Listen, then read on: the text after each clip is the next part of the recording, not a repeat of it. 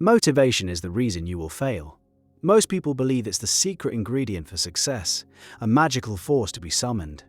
They're waiting for it right now.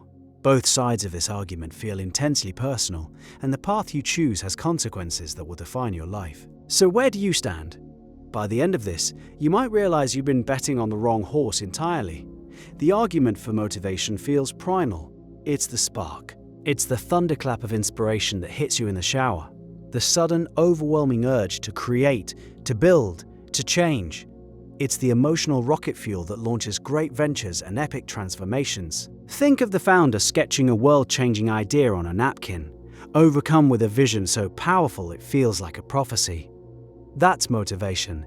Think of the addict hitting rock bottom and feeling a surge of absolute resolve to get clean. That's motivation. It's the why that makes the how bearable. Proponents argue that without this initial powerful push, nothing meaningful would ever begin. Action without desire is just empty motion. A task without a compelling emotional reason behind it is a chore, and we are masters of avoiding chores. Motivation, they say, is what separates the living from the merely existing. It provides the narrative. It gives your struggle meaning. When you feel motivated, obstacles feel smaller. The late nights feel like an investment. The sacrifice is a down payment on a dream. The feeling itself is a reward, a biological signal that you are on the right path, moving towards something your deepest self truly wants. You can't fake it. You can't synthesize it with a spreadsheet. It has to be real. This feeling, this raw wanting, is the engine of all human progress. That sounds convincing. But there's a problem with building your life on an earthquake. The problem is that motivation is a feeling.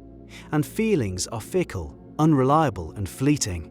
Motivation is a fair-weather friend. It shows up for the exciting kickoff meeting, but is nowhere to be found on a rainy Tuesday morning when the real, boring work needs to get done. Relying on motivation to achieve long-term goals is like trying to power a city with a lightning storm. You get spectacular bursts of energy, followed by long stretches of darkness. The very chemistry of motivation works against consistency. It's tied to dopamine, a neurotransmitter associated with novelty and reward anticipation. The first time you go to the gym, your brain is flooded with it. The 100th time, the novelty is gone. The anticipated reward feels distant. The dopamine hit is weaker. Your motivation evaporates. This is the trap. Our culture sells motivation as a prerequisite for action. Get motivated, then act. The result is a population of people sitting on the couch, waiting for a feeling to strike them. They want to write a book, but they wait for the muse. They want to get in shape, but they wait for a surge of energy. They are waiting for permission from their own emotional state to begin. And the feeling rarely comes on schedule. Worse, this mindset creates a vicious cycle. When you don't feel motivated, you don't act. When you don't act, you make no progress. Seeing no progress is profoundly demotivating. You end up further from your goal than when you started, convinced that you just don't have what it takes. The scam is that motivation presents itself as the cause of action. But for anyone who has achieved anything difficult, the opposite is often true. And yet, if feelings are the problem, then the solution must be found somewhere else entirely. The alternative is to ignore motivation completely, build a machine that runs without it. This approach argues that what you feel is irrelevant. Action is all that matters. Instead of trying to cultivate a feeling, you architect a system. You design an environment where the desired behavior is the path of least resistance. You don't wait for the urge to go to the gym. You put your gym bag by the door the night before, so you literally trip over it in the morning. The decision is already made. You don't rely on inspiration to write. You open your laptop at 7 a.m. every day and sit there for an hour. Whether you write 1,000 words or just stare at a blinking cursor, the action is the goal. The output is secondary. This is the difference between an amateur and a professional. The amateur waits to feel like it. The professional has a schedule. This philosophy replaces the unstable fuel of emotion with the cold, hard steel of discipline and structure. It treats willpower as a finite resource that shouldn't be wasted on moment-to-moment decisions. Every choice you make depletes your energy. A system automates those choices. You are no longer deciding whether to work out today. The system has already decided for you. Your only job is to execute. This approach shifts the focus from your internal state to your external environment.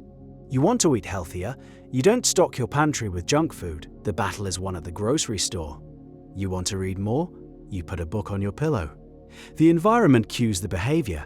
Over time, these actions, performed regardless of your emotional state, build their own momentum. Each workout, each page, each sales call is a vote cast for a new identity.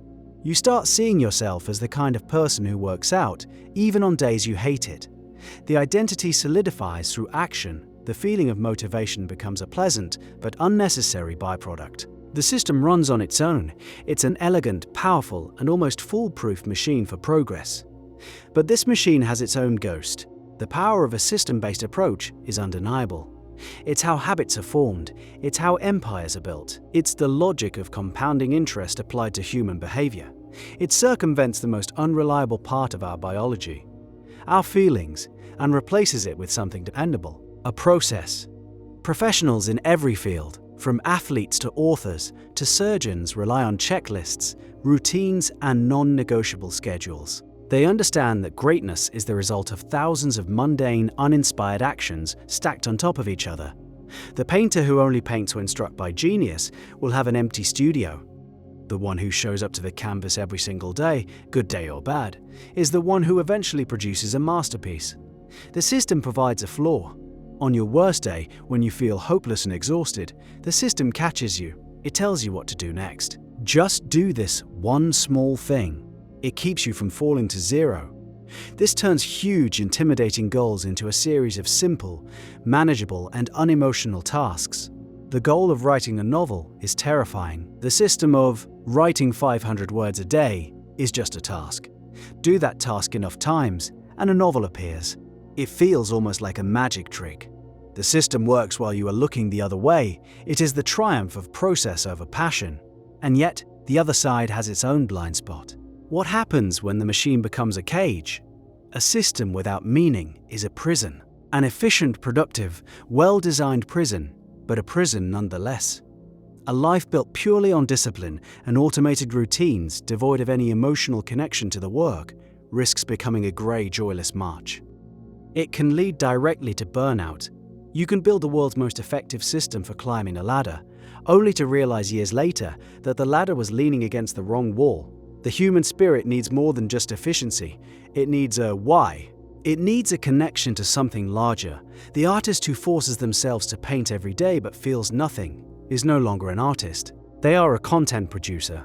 The entrepreneur who grinds 18-hour days based on a system but has lost the fire that started it all, is just running a profitable labor camp, where they are the primary inmate. Critics of the pure systems approach argue that it strips the humanity out of achievement. It mistakes motion for progress. It can make you incredibly good at doing things you don't actually care about. This is a subtle kind of failure. From the outside, it looks like success. The boxes are ticked. The goals are met. But internally, there is a hollowness. The system can keep you going long after the purpose has died. This is perhaps more dangerous than a lack of motivation. A lack of motivation makes you stop. A lack of meaning while still in motion can carry you miles in the wrong direction. The system itself becomes the point, and the original destination is forgotten. So, which is the greater liability?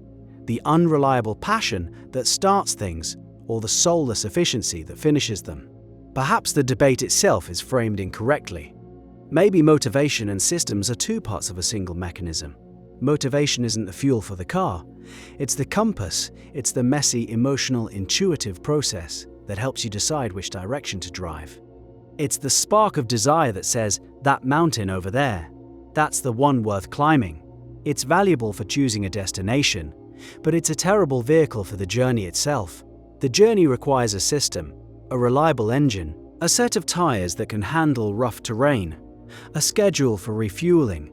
The system is the machine you build to get you to the place the compass pointed. One provides the direction, the other provides the momentum. The problem is that our culture conflates the two. We try to use the compass as an engine.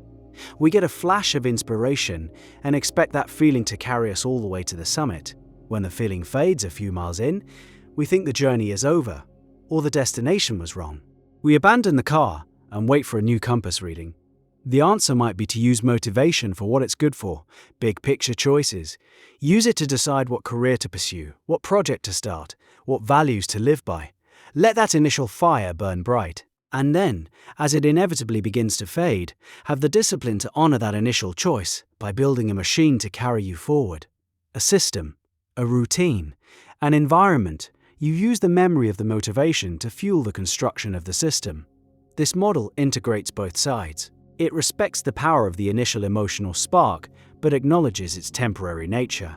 But this raises an even deeper, more troubling question. If motivation is your compass, what happens when your compass is broken?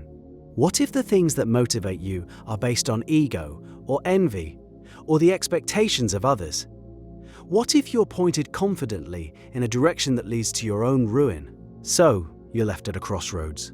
Rely on motivation, and you become a victim of your own emotional weather, starting countless journeys but finishing none. Rely only on systems, and you risk becoming a ruthlessly efficient machine, executing perfectly on a life you don't even want. One path promises passion but delivers inconsistency. The other promises results but risks emptiness. Where do you find the balance? How do you know when to trust that initial, electrifying spark of desire, and when to dismiss it as a fleeting distraction? And once you choose a path, how do you build a system robust enough to survive the death of that initial feeling, without creating a prison that traps you long after the meaning is gone? Where do you draw the line between the compass and the engine?